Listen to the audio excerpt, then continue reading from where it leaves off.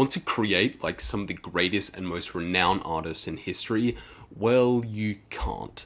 Reason being, you just don't have the same drugs that they had. What do Steve Jobs, Paul McCartney, Harry Styles, A$AP Rocky, Tame Impala, Dr. Kary Mullis, Eric Clapton, Ray Charles, Kurt Cobain, John Coltrane, Carrie Fisher, The Sting, Nick Kroll, Natasha Lyonne, Anthony Bourdain, and Jimi Hendrix all have in common? Correct.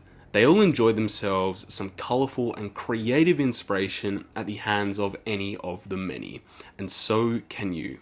In today's video, we are going to be breaking down the unspoken and for a long time hush-hush connection that exists between truly great art and psychedelics.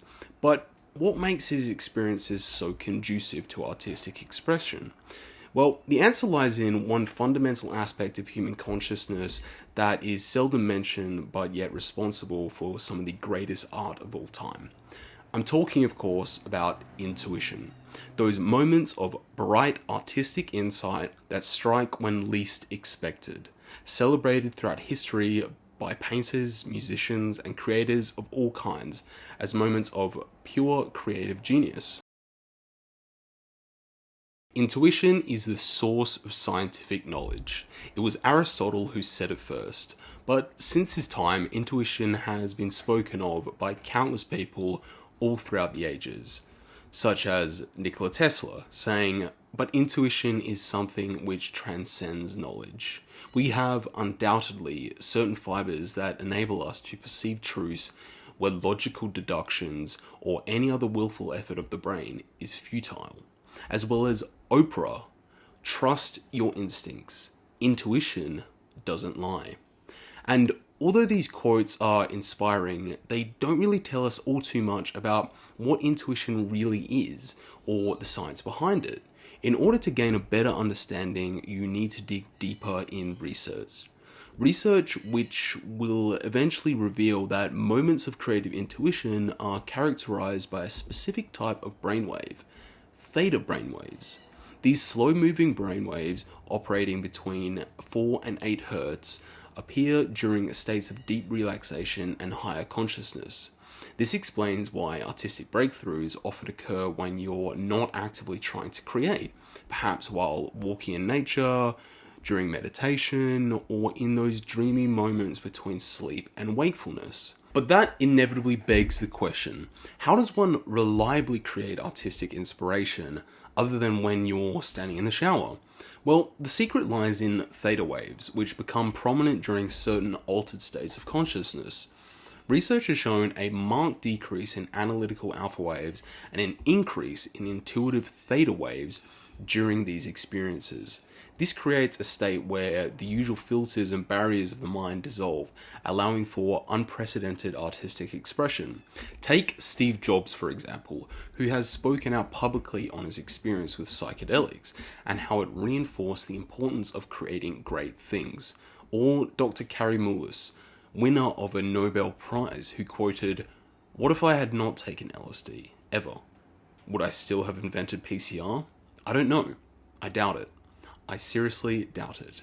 Or yet another Nobel Prize winner, Dr. Francis Crick, who discovered the very building blocks of life itself while high on LSD, and who quoted that some Cambridge academics used LSD in tiny amounts as a thinking tool to liberate them from preconceptions and let their genius wander freely to new ideas. Crick mentioned that he had perceived the double helix shape while on LSD, and these quotes really have some profound implications for artistic creation.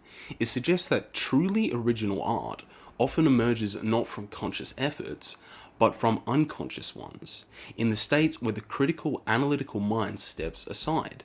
To quote Nikola Tesla, "My brain is only a receiver. In the universe, there is a core from which we obtain knowledge, strength, and inspiration."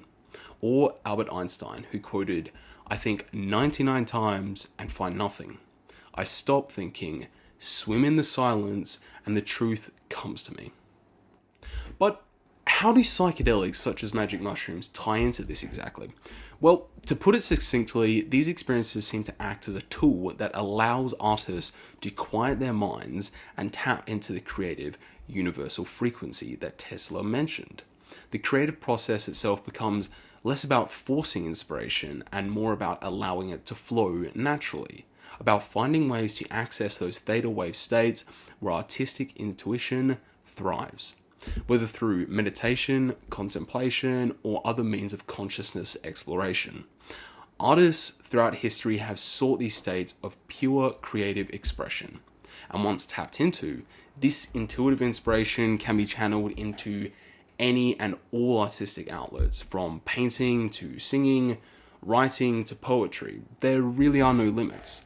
Really, the only question that we need to ask ourselves now is, with the ongoing psychedelic renaissance, as well as some huge movements occurring in the US right now, will this form of psychedelic-induced inspiration become brought to the forefront once and for all?